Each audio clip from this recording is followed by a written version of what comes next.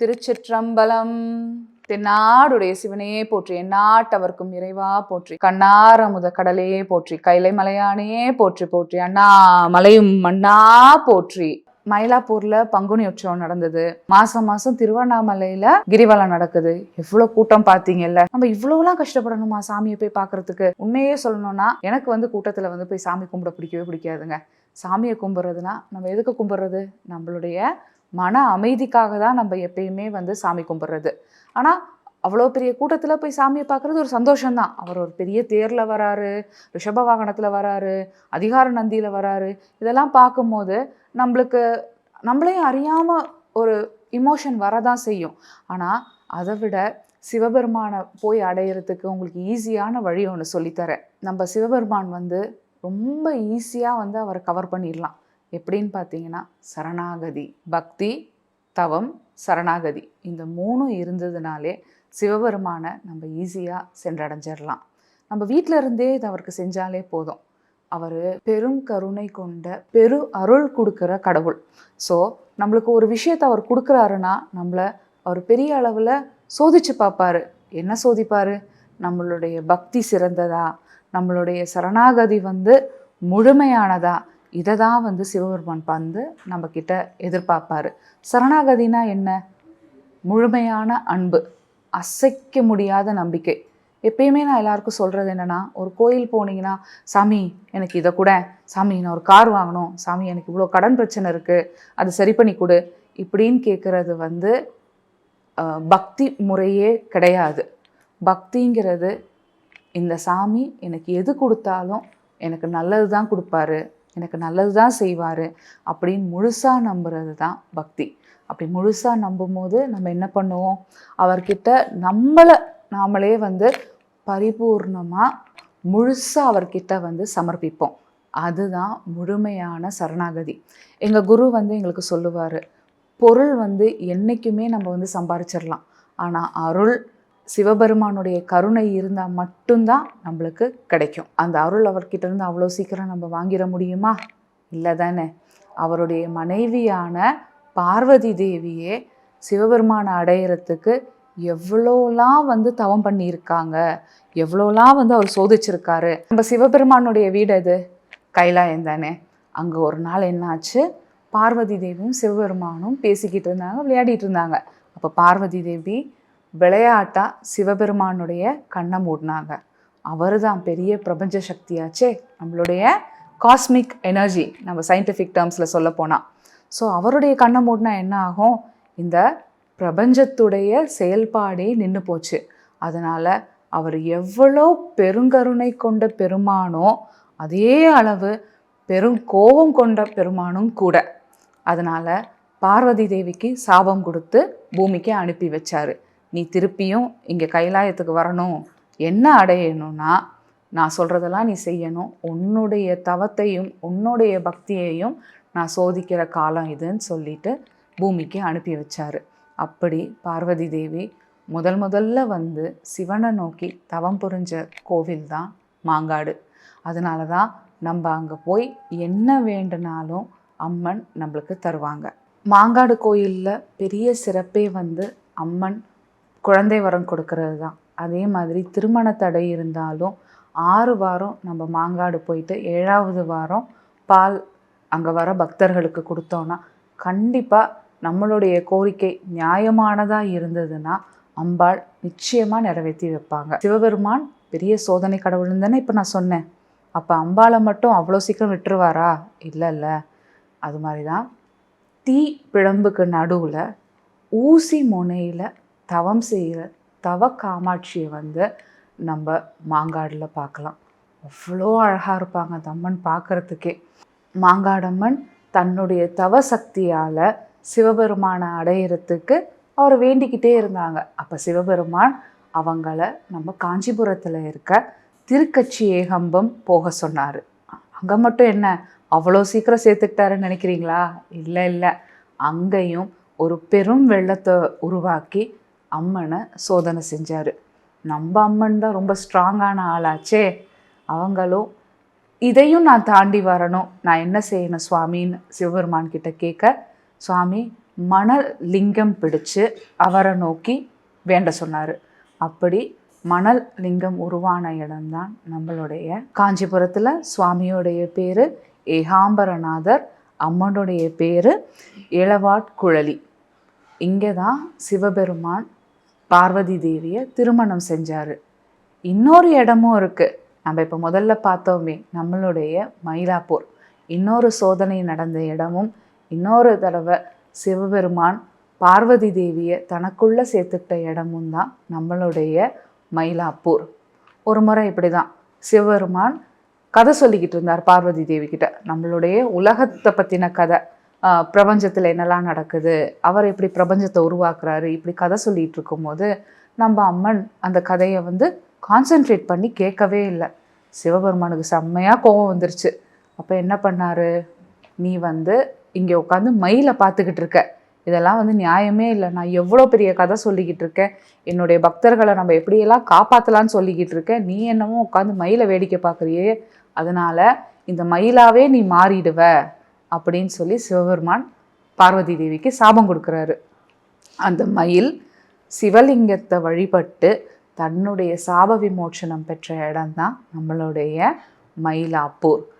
அதுக்கு ஈக்குவலாக அது மாதிரியே ஒரு பெரிய கோவில் தான் நம்மளுடைய மயில் ஆடுதுறை மயூரநாதர் கோயில்.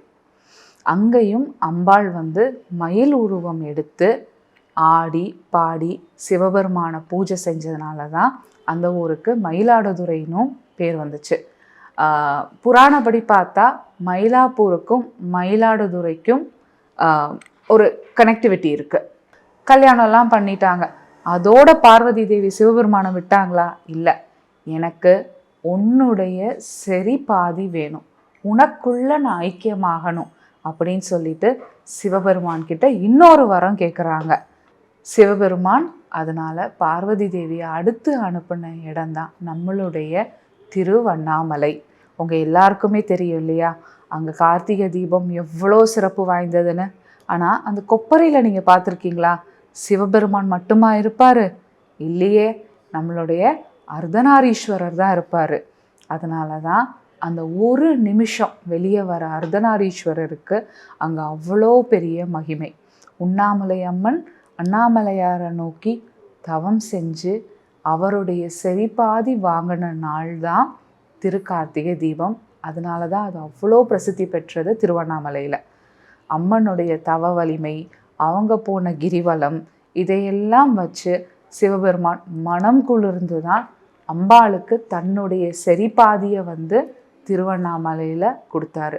அதனால் எங்கே சுற்றி வந்தாலும் கடைசியில் அம்பாளை தனக்குள்ள முழுமையாக சிவபெருமான் இணைச்சிக்கிட்ட ஸ்தலம்தான் திருவண்ணாமலை.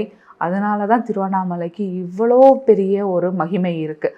அதனால தான் அம்பாளே கிரிவலம் போன ஸ்தலம் தான் திருவண்ணாமலை. கிரினா என்னது? மலை. மலையை சிவனாக நம்ம வழிபடுற ஸ்தலம் தான் திருவண்ணாமலை. அப்போ சிவபெருமானையே அம்பாள் சுற்றி வந்த ஸ்தலம் தான் திருவண்ணாமலை. அப்போ அம்மனே சுற்றுறாங்கன்னா அப்போ நம்ம சுற்றுனா எவ்வளோ நம்மளை சுவாமி நேசிப்பார், நம்மளுடைய பக்தி எவ்வளோ தூரம் அவர் புரிஞ்சுப்பாருன்றதை நம்ம தெரிஞ்சுக்கணும். அதனால தான் கிரிவலம் நாளுக்கு நாள் ஜனங்க இப்போ கூட்டிகிட்டே வராங்க. கிரிவலம்னு சொல்கிறது ஒரு சுற்றுலாவோ நம்ம ஒரு ஜாலிக்காக பண்ணுற விஷயமே கிடையாது. அது நம்மளுடைய முழு சரணாகதி, நம்மளுடைய முழு பக்தியை செலுத்துகிற ஒரு விஷயந்தான் கிரிவலம். அடிக்கு ஒரு லிங்கம் இருக்கிற ஒரு புனிதமான இடம்தான் திருவண்ணாமலை. நான் சொன்ன மாதிரி சிவனே மலை, அது இல்லாமல் அடிக்கு ஒரு மலை இருக்கிற புண்ணிய பூமி தான் திருவண்ணாமலை. அங்கே போயிட்டு நம்ம ஒரு அவசரமாக சாமியை கும்பிட்றது, நம்ம ஒரு சுற்றுலா போகிற மாதிரி இதை வாங்கி சாப்பிட்டுட்டு அதை வாங்கி சாப்பிட்டுட்டு நம்ம ஒரு பாட்டை கேட்டுட்டு அந்த மாதிரி போகிறது கிரிவலம் கிடையாது. பரிபூர்ணமாக நம்மளை நம்ம சிவபெருமான்கிட்ட முழுசாக சமர்ப்பித்து அனுபவித்து போகிற விஷயந்தான் கிரிவலம். நீங்கள் சிவபெருமான் மேலே எவ்வளோ பக்தி வச்சுருக்கீங்க அது மட்டும்தான் கிரிவலம் பார்க்கும். உங்களால் என்னைக்கு முடியுதோ, அது சனிக்கிழமையோ ஞாயிற்றுக்கிழமையோ அதெல்லாம் நம்ம லிஸ்ட்லேயே கிடையாது. உங்களால் எப்போ முடியுதோ, எப்போ சிவபெருமான் உங்களை அழைக்கிறாரோ நீங்கள் போய் கிரிவலம் போங்க. அதோடைய முழு பலனை வந்து நீங்கள் அனுபவிப்பீங்க. நான் பலன்னு சொல்கிறது மறுபடியும் சொல்கிறேன், அது வந்து அருள். பொருள் வந்து நீங்கள் சாமி கிட்ட கேட்டு போகவே கூடாது. எனக்கு இது வேணும், எனக்கு கல்யாணம் ஆகணும், எனக்கு இது நடக்கணும், அது நடக்கணும், என் பிஸ்னஸ் நல்லா நடக்கணும், அதுக்காக கிரிவலம் வரேன். இல்லைங்க, அப்படி நம்ம போகிறது வந்து கோயிலும் கிடையாது, கிரிவலமும் கிடையாது. சாமி எனக்கு உன்னுடைய அருள் கொடு, உன்னுடைய அருள் இருந்தால் எனக்கு தெரியும் இந்த உலகத்தில் வந்து எப்பேற்பட்ட விஷயத்தையும் என்னால் வந்து சாதிச்சுக்க முடியும். இதை தான் நம்மளுடைய திருஞான சம்பந்தர் தேவாரத்தில் ரொம்ப அழகாக சொல்லியிருப்பார். உண்ணாமுலை உமையாளோடு உடனாகிய ஒருவன் அண்ணாமலை தொழுவார் வினை வழுவாவனம் அருமே. அதாவது உண்ணாமுலை அம்மனை தனக்குள்ள இணைச்சிக்கிட்ட அண்ணாமலையார், அவரை நம்ம போய் தொழுதா நம்மளுடைய வினை, நம்ம செஞ்ச கர்ம வினை எல்லாமே அருந்து போகும். இதுதான் நம்ம ஒரு கோவிலுக்கோ இல்லை திருவண்ணாமலை மாதிரி பெரிய ஸ்தலங்களுக்கோ நம்ம போனால் நம்ம கடவுள்கிட்ட வேண்டக்கூடிய பெறக்கூடிய அருள். என்னுடைய வினையை அறுத்துரு சாமி. காரைக்கால் அம்மையார் ரொம்ப அழகாக சொல்லியிருப்பாங்கன்னு எங்கள் குரு சொல்லுவார்.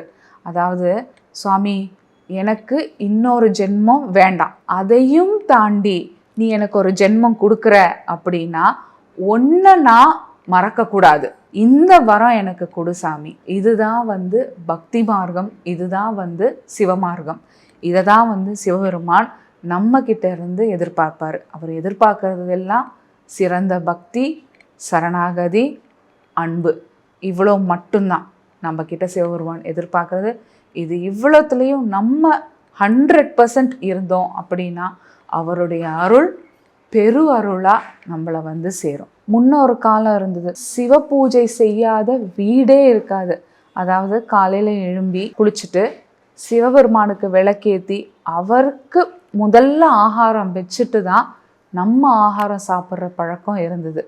இதுதான் இந்த வழிமுறையை நம்ம திருப்பியும் கொண்டு வரணும். அதாவது சிவபெருமான நம்மளுடைய குழந்தையா பார்க்கணும். இப்போ ஒரு குழந்தைக்கு சாப்பாடு கொடுக்காம எந்த அம்மாவும் சாப்பிட மாட்டாங்கல்ல, அதே மாதிரி தான் சிவபெருமானுக்கு முதல் ஆகாரம் வச்சுட்டு நம்ம சாப்பிட்றது ஒரு சிறந்த சிவ பூஜை அப்படின்னு சொல்லிட்டு எங்கள் குரு எங்களுக்கு சொல்லுவார். பெரிய பெரிய கோயில்களுக்கு தான் போகணும்னு அவசியம் கிடையாது. நம்ம வீட்டிலேயே சிவபெருமானை நினச்சி நம்ம பூஜை செய்யலாம். நம்ம பெரிய பெரிய கோயில்களுக்கெல்லாம் போகணும்னு கூட அவசியம் கிடையாது. எல்லாருக்கும் இப்போ அதுக்கான சந்தர்ப்பங்கள் வந்து நம்மளுக்கு இல்லை. அப்படி இருக்கும் போது சிவபெருமானை நினச்சி வீட்டிலேயே நீங்கள் வந்து தேவாரம் திருவாசகம் படிங்க. ரொம்ப ஈஸியாக படிக்கக்கூடிய விஷயம் வந்து சிவபுராணம். நமச்சிவாய வாழ்க, நாதந்தாள் வாழ்க, இமைப்பொழுதும் என் நெஞ்சில் நீங்காதாந்தாள் வாழ்க அப்படின்னு அவரை நினச்சி நீங்கள் ஒரு 4 வரி தினமும் படிச்சிங்கனாலே அந்த சிவனுடைய அருள் நம்ம எல்லாருக்குமே பரிபூர்ணமாக கிடைக்கும். கருடதேசம் டிவி நேயர்கள் அனைவருக்கும் நன்றி.